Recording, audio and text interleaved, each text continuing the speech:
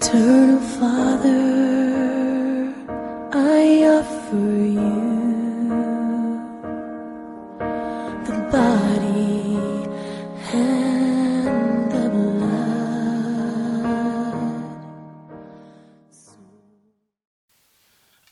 Mpendwa msikilizaji na mtazamaji wangu asubuhi ya leo, nashukuru Mungu sana kwa fursa nzuri ambayo Bwana ametupea pamoja ili tupate kupatana hapa Lolwe TV na tusemezane kwa yale ambayo Mungu ameweka rohoni mwangu asubuhi ya leo.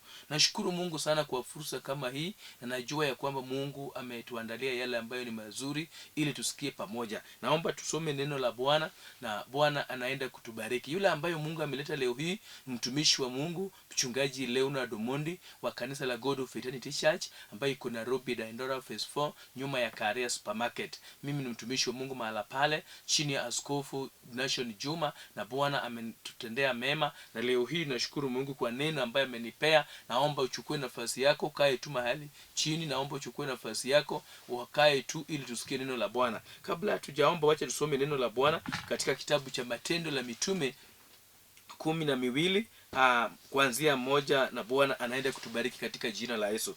Andiko inasema ya kwamba karibu wakati huo Mfalme Herode alianza kuwatesa baadhi ya Wakristo. Aliua kwa upanga Yakobo nduguye Yohane.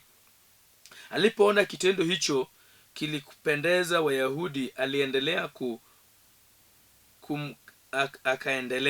akamkamata Petero. Hiyo ilifanyika wakati wa sikukuu ya mikate isiyotiwa chachu. Baada ya kutiwa nguvuni, Petero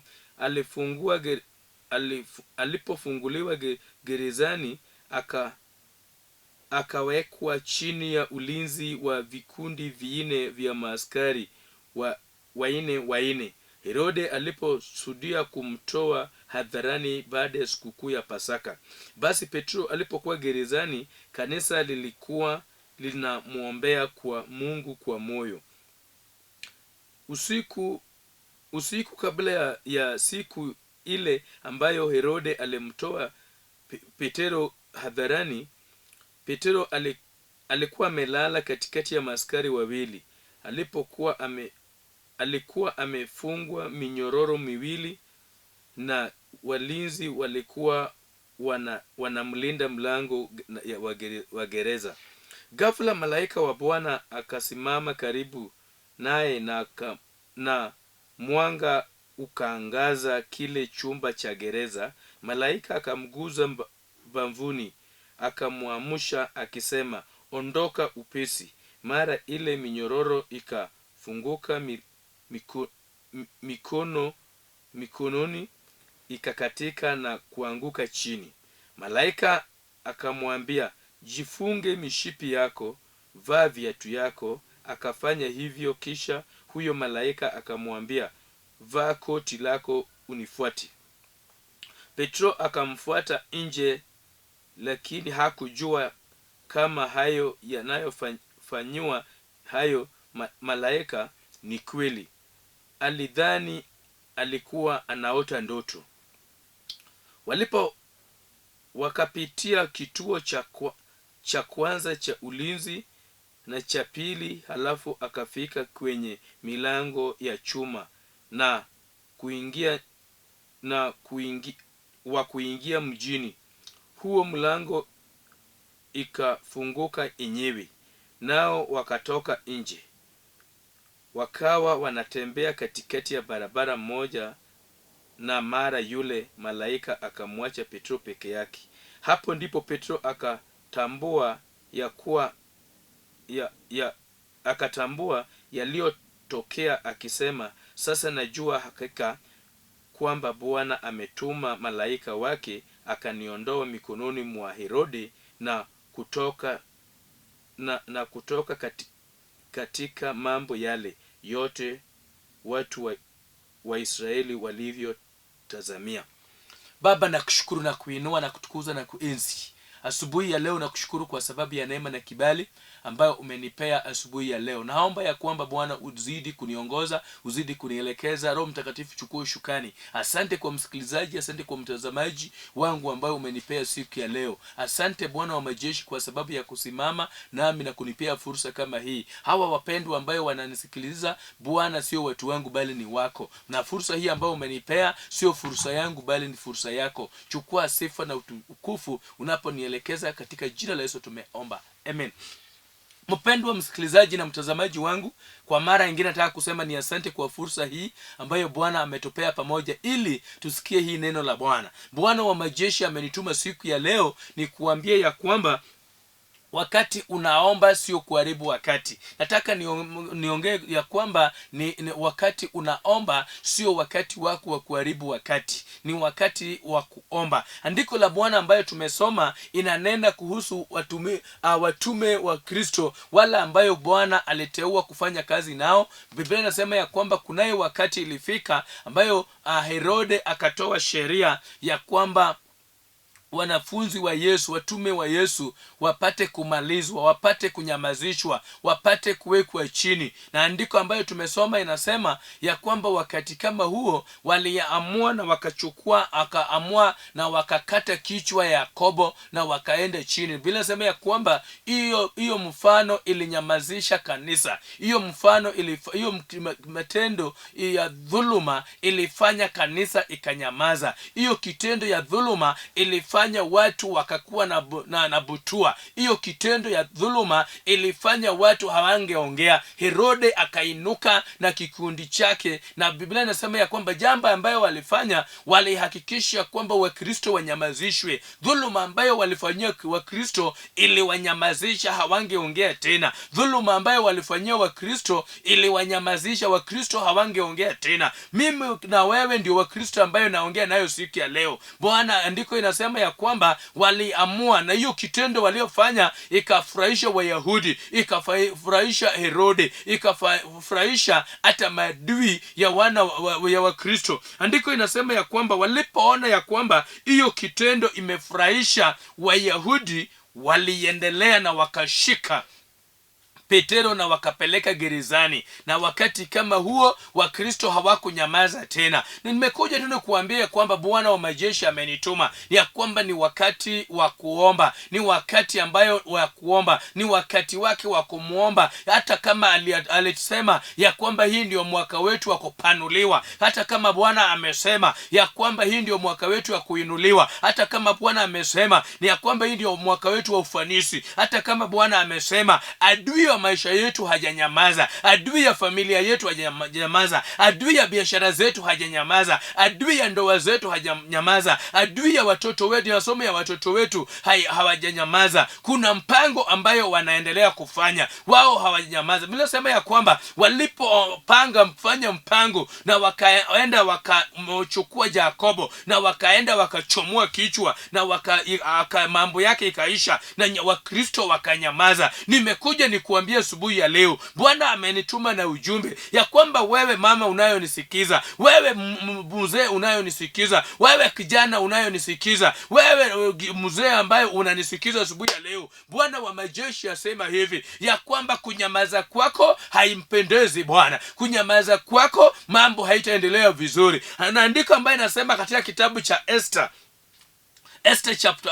chapter 4 verse 1 ikiendelea, andiko inasema ya kwamba Mordekai akakumbusha, akapata ufunuo, vile Bwana anatupea ufunuo siku ya leo ya kwamba kuna mpango inapangiwa kinyume na Wayahudi, kuna mpango inapangiwa na kinyume na Malkia Esther, kina mpango inapangiwa kinyume na Mordekai mwenyewe na Wayahudi ambao walikuwa mahala pale. Kuna mpango ya kuwaua, kuna mpango wa kuwaua. Na ndiko inasema ya kwamba Mordekai alipojua ya kwamba Haman anapanga vibaya kinyume na Wayahudi, andiko inanukuu ya kwamba alitumana ujumbe kwa Esther, na Esther hakujua ya kwamba hiyo ujumbe ni ujumbe kali kiasi hiyo. Na Mordekai alipogundua ya kwamba mambo inazidi kupangwa na mambo inachemushwa, mambo inapangwa kinyume na maisha ya Wayahudi, kinyume na familia, jamii ya Wayahudi, kinyume na vile Mungu alivyowapangia, ndio nasema ya kwamba Mordekai alituma ujumbe, akatumana ya kwamba Esther aambiwe ya kwamba hata ingawa ndio malikia, hata ingawa mambo ni mazuri kwake, vile anavyonyamaza mambo sio vizuri. Nimekuja niwaambie mpendwa ya kwamba Bwana wa majeshi anasema mambo mazuri ametuandalia, mambo ya kupanuliwa ametuandalia, mambo makuu ametuandalia. Lakini muovu Shetani, lakini Herode, lakini adui hajatupangia mazuri. Adui hayuko na nia sawa na vile Mungu amepanga. Adui ameona ya kwamba Mungu anatuinua. Adui ameona ya kwamba Mungu anatupanua. Adui ameona ya kwamba Mungu ako na mpango nzuri na maisha yetu. Adui ameona ya kwamba Mungu amepanga ya kutuinua, ya kutubariki, ya kututendea yale ambayo Mungu ametuandalia hii mwaka ni makuu. Kwa hivyo wapendwa, andiko inasema ya kwamba adui anapojua mambo hayo, yeye pia ameenda katika drawing board yake ili atupangie mambo ambayo ni mabaya, mambo ambayo ni mazito, mambo ambayo haistahili, mambo ambayo inatuweka chini. Andiko ambayo tumesoma wapendwa wasikilizaji, inasema ya kwamba Wakristo wakanyamaza wakati Yakobo aliuliwa. Wakristo hawakuongea, Wakristo walistuliwa, Wakristo hawakuongea, Wakristo wakaenda chini, Wakristo hawakuongea. Wewe ndio Mkristo ambaye Bwana ametuma niongee na yeye siku ya leo, ya kwamba ni matumaini yake, ni ya kwamba sisi ndio anataka kutuinua hii mwaka. Sisi ndio anataka kutuinua ya kwamba tuonekane. Sisi, mimi na wewe, ndio Bwana anataka tuinuke, tusinyamazishwe. Kwa hivyo Bwana anatuambia ya kwamba adui hajatupangia vizuri. Ni wakati wetu wa kuinuka, ni wakati wetu wa kusimama, ni wakati wetu wa kuenda kwa magoti yetu. Wapendwa, nimekuja kuambia nini? Ya kwamba yale ambayo inabadilisha kila mpango ya adui ni magoti yetu na kulilia Bwana. Yale ambayo inafanya mambo ya adui inabadilika, yale ambayo inafanya mambo ya adui haiwezi faunikiwa, yale ambayo inafanya mambo ya adui haiwezi fanikiwa, ni vile tunavyoenda kwa magoti yetu. Nimekuja nikuambia mpendwa msikilizaji na mtazamaji asubuhi ya leo ya kwamba ni kweli ya kwamba kuna mambo Bwana anasema, na vile mwaka jana ilipita, kuna mambo kadhaa adui hakufurahia na hakufanya tufaulu, hakuwezesha tufaulu. Na leo hii nimekuja nikuambie ya kwamba ni kweli ya kwamba kuna mateso unapitia, kuna dhuluma unapitia, kuna hali ngumu unapitia, lakini Bwana ako na ahadi, na ahadi za Bwana hata kama dhuruba iko kale, macho yetu inafaa tutazame nayo ahadi ya Bwana. Macho yetu inafaa tutazame nayo hata kama mambo imekuwa ngumu,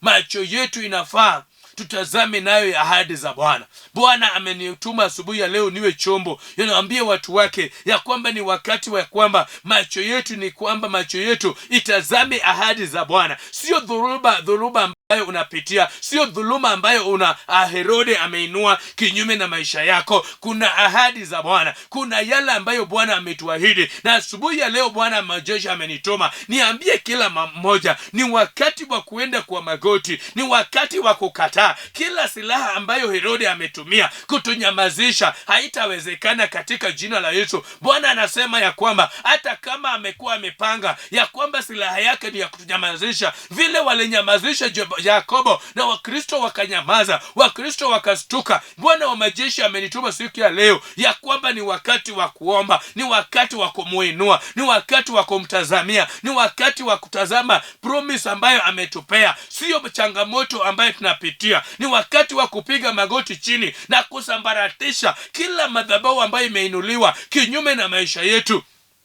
Andika ambayo tumesoma wapendwa, inasema vizuri wapendwa ya kwamba kuna wakati Yakobo akashikwa na akakatwa kichwa, lakini Wakristo wakaogopa na wakanyamaza. Nimekuja nikuambia mpendwa ya kwamba hata kama kuna janga, hata kama kuna dhuluma, hata kama kuna hali ambayo Herode, ambayo adui, ambayo Shetani amefanya katika maisha yako, amefanya katika watoto wako, amefanya katika bwana yako, amefanya katika bibi yako, amefanya katika biashara yako, amefanya katika afya yako, amefanya katika mpango yako. Sio wakati wa kunyamaza. Hiyo ndio jumbe kali ambayo Bwana amenituma nayo asubuhi ya leo, ya kwamba tusinyamaze. Hata kama nini inaendelea, tusinyamaze. Mimi na wewe tuombe, mimi na wewe tuombe. Yale ambayo huwa inanyamazisha adui ni maombi yetu. Yale ambayo huwa inafanya adui zetu, yale ambayo huwa inafanya Herode wa maisha yetu, yale ambayo huwa inafanya hata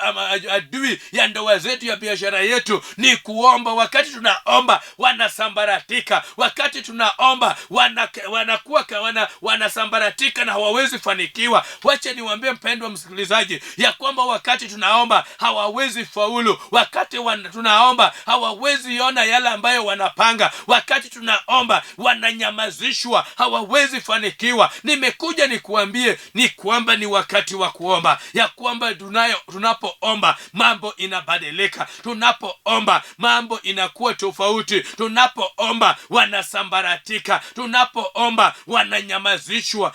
Tunapoomba hawana nguvu tena. Maombi yetu inafanya hawawezi kuwa na nguvu. Maombi yetu inafanya mikono yao haina nguvu. Maombi yetu inafanya hawatakuwa na nguvu ya kufanya. Andiko inasema ya kwamba wakashika Petero, na kama wakashika Petro wakapeleka gerezani, na wakahakikisha ya kwamba amewekwa chain kwa mikono, wakahakikisha kwamba miguu zake zimewekwa minyororo, wakahakikisha kwamba amepewa ulinzi ya maaskari waine wale ambayo wanamlinda, na wakahakikisha ya kwamba wameweka katika nyumba ambayo mlango yake ni ya chuma mzito, ile chuma ambayo haiwezi katwa. Na Biblia inasema ya kwamba Wakristo walipoona ya kwamba hii sasa imefika mwisho, wapendwa, Bwana anasema ya kwamba ni wakati wa kuambia adui ya ndoa yako, ya kuambia adui ya biashara yako, ya kuambia adui ya mwito wako, ya kuambia adui ya jamii yako, ya kuambia adui ya nchi yako, ya kwamba imetosha. Wakristo wamesema ya kwamba wametuzoea. Unapoinuka na unasema ya kwamba wewe shetani, wewe Herode, wewe adui umenizoea, na unaita Bwana katika hiyo hali, mambo inabadilika.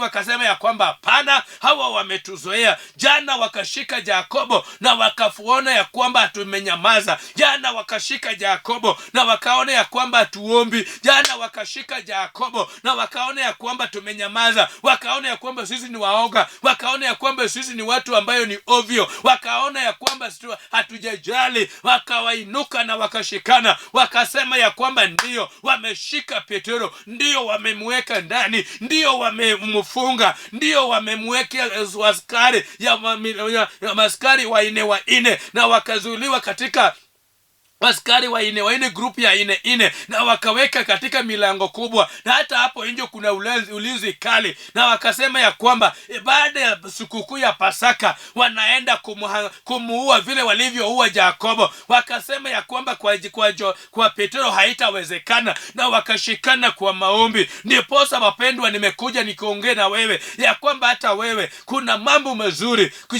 Petro alikuwa mtumishi, Yakobo alikuwa mtumishi, lakini wakati wa Kristo waliinuka kwa maombi. Wakati wa Kristo wakasema ya kwamba wametuzoea. Wakati wa Kristo wamesema ya kwamba mikono yao haitafaulu. Madhabahu yao ikaanza kusambaratika. Madhabahu yao ikaanza kukosa nguvu. Madhabahu yao ikaanza kukosa neema ya kufanya kazi. Maombi iko na nguvu wapendwa. Inaweza kuwa ni ngumu kwako mpendwa. Inaweza kuwa ya kwamba unaona ya kwamba haiwezekani, lakini maombi inafanya nguvu kazi. Maombi iko na nguvu ya kufanya kazi. Kila minyororo ambayo imekufunga, kila minyororo ambayo imefunga familia yako, kila minyororo ambayo imefunga ndoa yako, kila minyororo ambayo imefunga wewe, inasambaratika kwa maombi. Andika ambaye tumesoma wapendwa, inasema ya kwamba walipoanza maombi na mambo ilikuwa ya kwamba Petro sasa achukuliwe aende auliwe hadharani vile Yakobo aliuliwa, na wakasherekea. Wacha nikuambie mpendwa ya kwamba utakapoenda kwa magoti, utakapoamua kuomba Bwana, utakapoita Bwana, yule ambayo shetani anajua, yule ambayo Herode anaogopa, ni Mungu pekee, ni Yesu Kristo pekee. Nimekuja nikuambia asubuhi ya leo ya kwamba umepewa nguvu, ya kwamba umepewa mamlaka, lakini hujaomba. Ni wakati wa kuomba. Andiko inasema ya kwamba walipoomba, malaika akaingia gerezani, na malaika alipoenda akashika akaingia na nuru kali. Giza ambayo ilikuwa gerezani ikatoweka, nuru ikaingia. Na malaika alipoingia mahala pale, andiko la Bwana inasema vyema ya kwamba ikafika wakati akaenda, na Petro alikuwa nadhania ni ndoto, kwa sababu kwanza alishikwa mbavu zake na akaambiwa aondoka nyepesi, atoka haraka, na akaambiwa ya kwamba Petro, vaa mshipi yako, wacha kukua mtu ambayo hana ulinzi, chukua ulinzi yako urejeshe. Mshipi inaonyesha ya kwamba wewe ni mtu uko na aibu, kuanzia sasa huna aibu tena. Nimekuja nikuambia mpendwa ya kwamba vaa mishipi yako. Mishipi ni ile kitu ambayo usipovaa unabaki uchi. Sasa vaa mishipi yako, vaa Yesu Kristo, vaa tena. Hata kama ulikuwa umeona ya kwamba umefika mwisho, wewe sio mtu wa kuinuka tena, vaa hiyo mshipi tena. Yesu Kristo ndio kanda, ndio belt ambayo tumevaa, ndio yala ambayo imetufunika, imezuia uchi yetu haiwezi onekana tena. Andiko inasema akaambiwa ya kwamba vaa viatu zako, vaa ulinzi wako. Viatu inaonyesha ya kwamba ulinzi yako imefika, rudisha. Akaambiwa ya kwamba vaa koti yako, hakuna kitu ambayo umelindwa ya kutosha. Akavaa koti, na akaambiwa ya kwamba Petro, unifuate. Petro akaanza kufuata. Nimekuja nikuambie nini? Ya kwamba maombi inabadilisha hali, maombi inatoa aibu, maombi inatoa uchi, maombi inatoa kila hali ambayo adui amekufunika nayo. Wakati umeshikwa, wakati umewekwa chini, wakati umeshikwa uko na uoga, wakati umeshikwa umewekwa uchi, wakati umeshikwa unabaki kana kwamba ujui unatoka wapi unaelekea wapi. Lakini Bwana wa majeshi amenituma asubuhi ya leo nikuambie wewe mpendwa msikilizaji ya kwamba maombi yako sio yaendi dustbin, maombi yako sio yaendi katika takataka. Kila maombi unayoomba hii mwaka, kila maombi unayoomba hii Januari, kila maombi unayoomba hii mwezi, haitaenda bure hii mwaka. Nimekuja nikuambia mpendwa ya kwamba maombi inabadilisha mambo, maombi inabadilisha hali, maombi inaondoa kila aibu, maombi inabadilisha kila hali ambayo adui amekupangia, maombi inabadilisha. Usikubali adui, mikono ya adui endelee kukaa juu yako. Usikubali, hata kama tayari wamekuweka chini, hata kama tayari wamekulemea, usikubali. Unaponyamaza wanaendelea kutenda mabaya zaidi, unaponyamaza wanaendelea kufanya mali yako inakuwa mbaya zaidi, unaponyamaza wanafanya mambo yako inakuwa mbaya zaidi. Ni wakati wa kuomba. Unapoomba mambo inabadilika, unapoomba mambo inabadilika, hali inabadilika. Maombi ndio inashika kila jambo ambayo wamefanya, maombi ndio inasambaratisha kila madhabahu yao, maombi ndio inasambaratisha kila mpango yao, maombi ndio inasambaratisha kila lengo walio nayo, maombi ndio inasambaratisha. Unaponyamaza wanamaliza hii, wanaendelea na hii. Andiko inasema ya kwamba Wakristo wakanyamaza na wakaendelea. Nimekuja nikusihi katika jina la Yesu ya kwamba sio wakati wako wa kunyamaza, ya kwamba sio wakati wako wa kunyamaza. Inuka na ukatae kila mpango ya adui kinyume na maisha yako, kinyume na ndoa yako, kinyume na biashara zako. Wako na mpango mbaya ya kunyamazisha wewe, wako na mpango mbaya ya kuhakikisha ya kwamba ahadi ya Bwana juu ya maisha yako, ahadi ya Bwana juu ya ndoa yako, ahadi ya Bwana juu ya mpango yako, ahadi ya Bwana juu ya jamii yako, ahadi ya Bwana juu yako haijatimia hii mwaka, na hiyo itafanyika ukinyamaza. Biblia inasema ya kwamba wakati wa Kristo walinyamaza, adui aliendelea, wakaua Yakobo, na adui akaendelea kafika hata kwake Petero. Hata wewe nimekuja nikuambie ya kwamba nataka niombe na wewe ya kwamba usinyamaze. Lainisha mpango zako iende na ya kwa Bwana. Bwana unapoambia Bwana ya kwamba lainishe yale ambayo unataka kufanya hii mwaka iwe kama zake, Bwana atakuwa na wewe, Bwana atakutetea, Bwana atakupigania. Wewe ndiye amesema ya kwamba tuombe na tusiwe na hali ya hofu, tusiwe na hali ya uoga, tusiwe na hali ya kuogopa, kwa sababu Bwana mwaminifu. Nataka niombe na mtu mmoja, nataka niombe na mama mmoja, nataka niombe na baba mmoja, nataka niombe na mzazi mmoja ambaye anasema ya kwamba amevamiwa na yeye sio mtu wa kunyamaza. Amesikia neno la Bwana na anasema vile Bwana anasema ya kwamba kwa maombi inawezekana. Nataka kuomba, anataka amini Bwana na endelee katika maombi. nataka niombe na mtu mmoja ambaye anasema ya kwamba mambo ya maisha yangu, mambo ya kosi yangu, mambo ya jamii yangu, mambo ya biashara yangu, mambo ya ndoa yangu, mambo ya mpango zangu hii mwaka nahitaji Bwana. Baba, katika jina la Yesu na kushukuru na kuinua na kutukuza na kuenzi na kuinua Bwana wa majeshi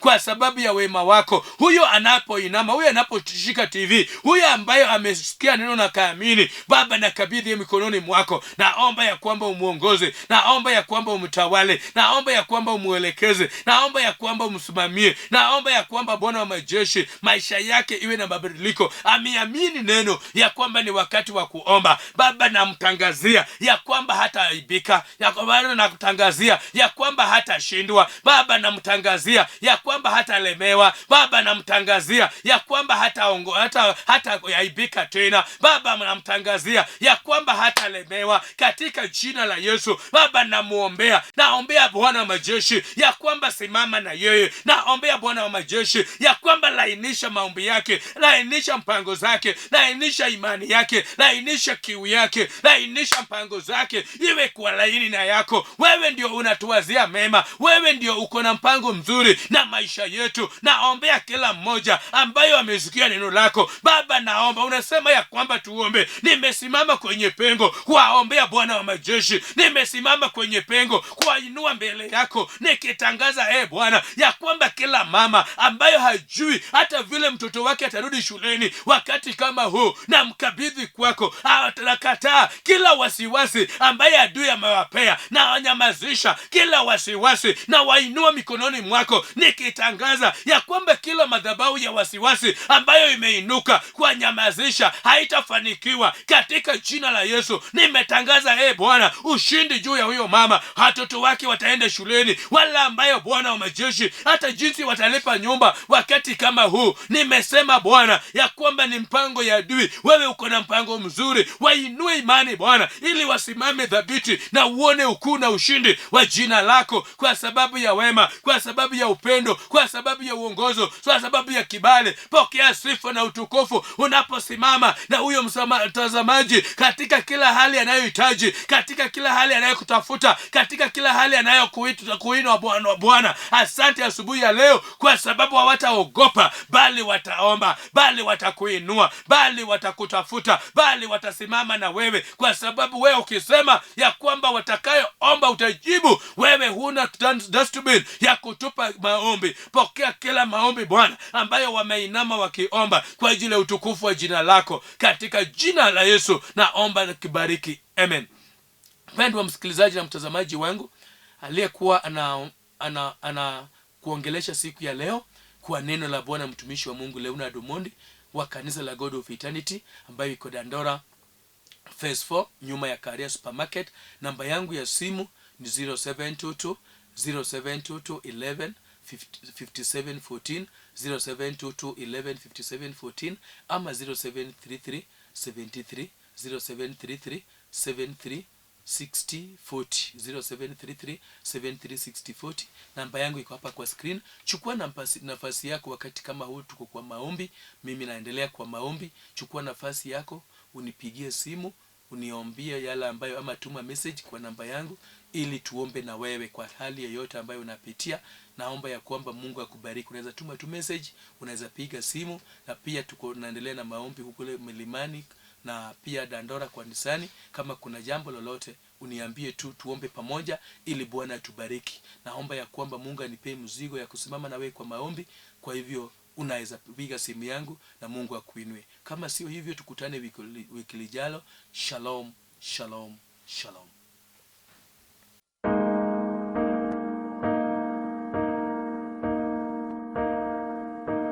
Eternal Father, I offer you